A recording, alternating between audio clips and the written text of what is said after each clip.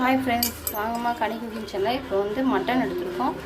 Mutton வந்து நம்ம கழுவி வேக வச்சுக்கலாம். மஞ்சத்தூள் கொஞ்சம் போல போட்டுக்கலாம், உப்பு போட்டுக்கலாம், நல்லா பெசரி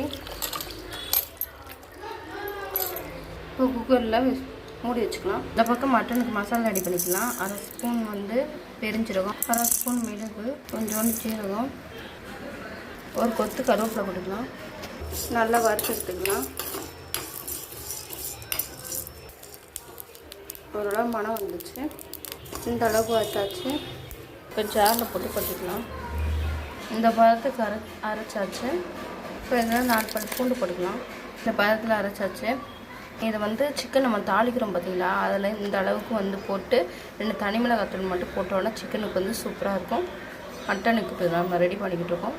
வெங்காயம் போட்டுக்கலாம், தக்காளி போட்டுக்கலாம். அதாவது இந்த பதத்தில் போட்டு அரைச்சி எடுத்தாச்சு. வந்து கொஞ்சம் தேங்காய் போட்டுக்கலாம். தேங்காய் கட் பண்ணியிருக்கோம், அரைச்சி எடுத்துக்கலாம். எல்லாத்தையும் இந்த அளவுக்கு நல்லா நைஸாக அரைச்சி எடுத்தாச்சு. தேவையான மசாலா ரெடி பண்ணி வச்சுக்கிட்டோம். இப்போ வாங்க தாளிச்சிக்கலாம். தேவையான அளவு எண்ணெய் ஊற்றிக்கலாம். சோம்பு போட்டுக்கலாம், கடுகு போட்டுக்கலாம், சின்ன வெங்காயம் போட்டுக்கலாம். மட்டனை பொரிச்சுலாம் வந்து நிறைய போடணும், அப்போ தான் நல்லா இருக்கும். பார்த்துக்கோங்க, எங்கள் அம்மா வந்து கறி வெட்டிக்கிட்டு இருக்காங்க.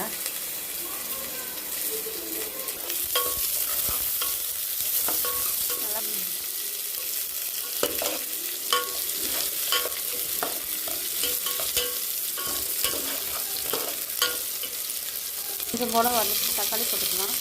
1/2 டீஸ்பூன் உப்பு போட்டுக்கலாம். நல்லா நக்கி போட்டு வதக்கிடலாம்.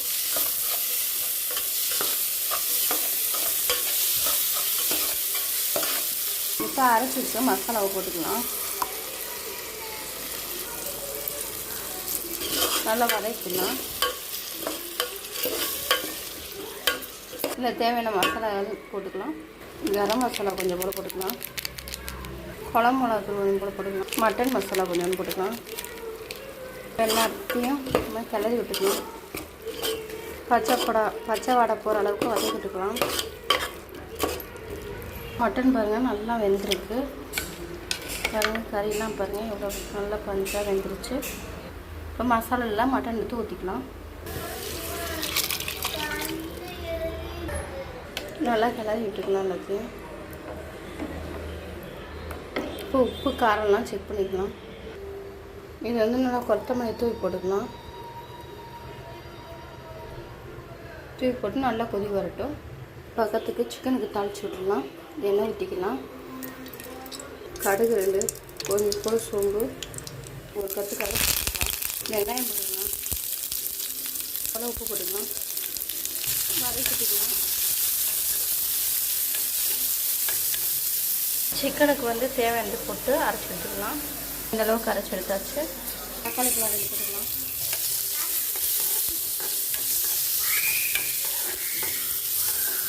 கத்தாதப்பா எடுத்து வச்சுக்கலாம். நல்லா வதக்கிடலாம். இந்த பருப்புக்கு வதக்கிடலாம். சரிங்களா. கரம் மசாலா கொஞ்சம் போட்டுக்கலாம். மிளகுத்தூள் போட்டுக்கலாம். நல்லா பச்சை வாடை போகிற அளவுக்கு வதக்கிடலாம்.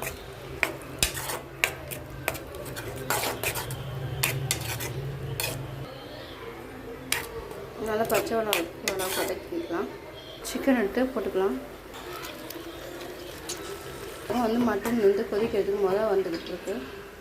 நல்லா வதக்கிடலாம். உப்பு காரம் எல்லாம் கொஞ்சம் நேரம் வேக உள்ள உப்பு காரம்லாம் அப்போ தான் கொஞ்சமாக இறங்கும். கொதி வந்துக்கிட்டு இருக்கு பாருங்க.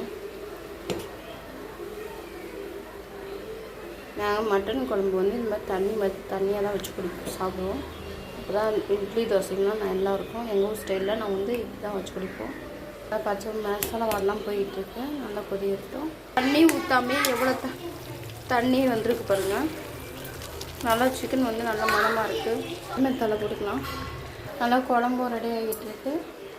மட்டன் குழம்பு ரெடி ஆகிடுச்சுக்கோங்க. பார்க்கவே கலர்ஃபுல்லாக இருக்கு பாருங்கள். அந்த எண்ணெய் ஃப்ளேவர்லாம் சிக்கனும் ரெடி ஆகிட்டு ரெடி கொஞ்சம் ஸ்டேஜில் வந்துடுச்சு. மட்டனும் ரெடி, சிக்கனும் ரெடி ஆகிடுச்சுமா. சண்டே ஸ்பெஷல் மணிக்கு எங்கள் வீட்டில் இன்னும் வேகணும். அம்மா சண்டே ஸ்பெஷல். உங்கள் வீட்டில் என்ன சண்டே ஸ்பெஷல்னு சொல்லுங்கம்மா. இந்த வீடியோ பிடிச்சிருந்தால் லைக் பண்ணுங்கள், ஷேர் பண்ணுங்கள், கமெண்ட் பண்ணுங்கள். இன்றைக்கி நாங்கள் வந்து எங்கள் அம்மா வீட்டுக்கு வந்திருக்கோம். வந்ததுனால எங்கள் அம்மா மட்டனும் சிக்கனும் எடுத்து அழகாக பண்ணியிருக்காங்க. டாட்டா பாய்.